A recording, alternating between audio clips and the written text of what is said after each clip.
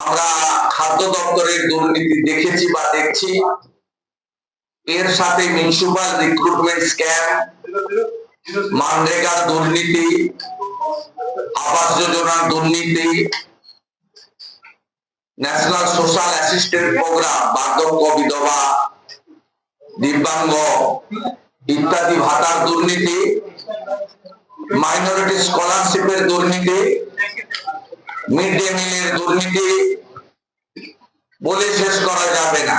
এমন কোন জায়গা নেই যে জায়গাতে এই সরকার, নির্বাচিত জনপ্রতিনিধি, আধিকারিক এবং সর্বস্তরের শাসক দলের নেতা নেত্রী তারা সমবেতভাবে দুর্নীতি করেননি, এমন কোন জায়গা নেই।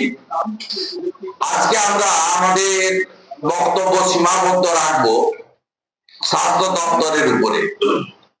আপনারা ইতিমধ্যে জানেন যে স্বাস্থ্য দপ্তরে আরজিকরের মর্মান্তিক বেদনাদায়ক ঘটনার পরিপ্রেক্ষিতে কলকাতা হাইকোর্টের প্রধান বিচারপতির বেঞ্চ সিবিআই তদন্তের নির্দেশ দিয়েছিলেন, যা সুপ্রিম কোর্ট বহাল রেখেছেন।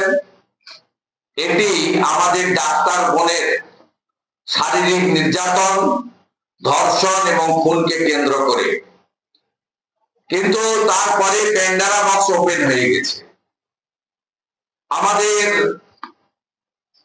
মাননীয় স্বাস্থ্যমন্ত্রীর অত্যন্ত প্রিয় পাত্র, যিনি একসঙ্গে 3টে চাকরি পেয়েছিলেন, আরজিকর, ন্যাশনাল মেডিকেল, আবার ওএসডি স্বাস্থ্য ভবন, ডাক্তার সন্দীপ ঘোষ, যার মাথায় ডাক্তার এসপি দাসের হাত রয়েছে, মানে মাননীয় মুখ্যমন্ত্রীর হাত রয়েছে।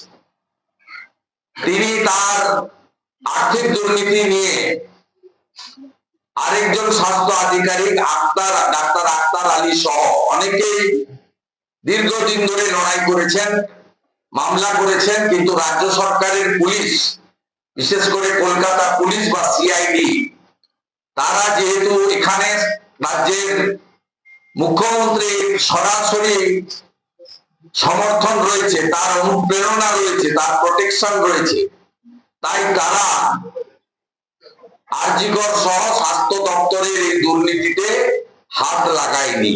3টে দুর্নীতির কেস এখানে রেজিস্টার হয়েছে ইতিমধ্যে, যার মধ্য দিয়ে ইডি ইনভেস্টিগেশন অলরেডি শুরু করেছে। অনেক জায়গায় রেড হচ্ছে, সেটা ইডির কাজ, আমি বলবো না। আইনে পরিষ্কার আছে, পেন্ডিং এফআইআর নিয়ে ইডি পিএমএলএ তে করতে পারে। তাতে আক্তার আলীর একটি অভিযোগ আছে, কৌস্তব বাগচির খড়দা থানায় একটি অভিযোগ আছে, এবং লেদার কমপ্লেক্স থানাতে মেডিকেলে অ্যাডমিশন নিয়ে, এনআরআই অ্যাডমিশন নিয়ে ডিএম-এর যে কেচ্ছা কেলেঙ্কারি দুর্নীতি, কোটি কোটি টাকার দুর্নীতি, তার জন্য তদন্ত শুরু হয়েছে। আমি আপনাদের বলে দিই, মূল যে আপনার করাপশন গুলো 12 সাল থেকে তো আছেই। অনেক ফেক কোম্পানি তৈরি করে টেন্ডার নেওয়া হয়েছে এবং পরে টেন্ডার গুলোকে, আপনার কোম্পানি গুলোকে অবলুপ্ত ঘটানো হয়েছে। 16 সাল থেকে সুপার স্পেশালিটি হসপিটাল তৈরির নামে হাজার হাজার কোটি টাকা টেন্ডার না করে ম্যাকিন্টনস বার্নকে দেওয়া হয়েছে, এবং ম্যাকিন্টনস বার্ন তারা টেন্ডার না করে তারা মূলত দুটো কোম্পানিকে তারা দিয়ে দিয়েছেন।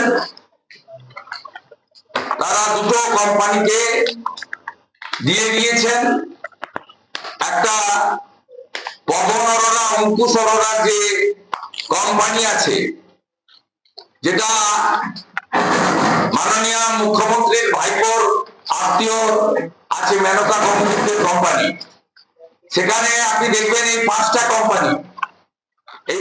কোম্পানি সমস্ত টেন্ডার গুলো কার্যত পেয়েছেন।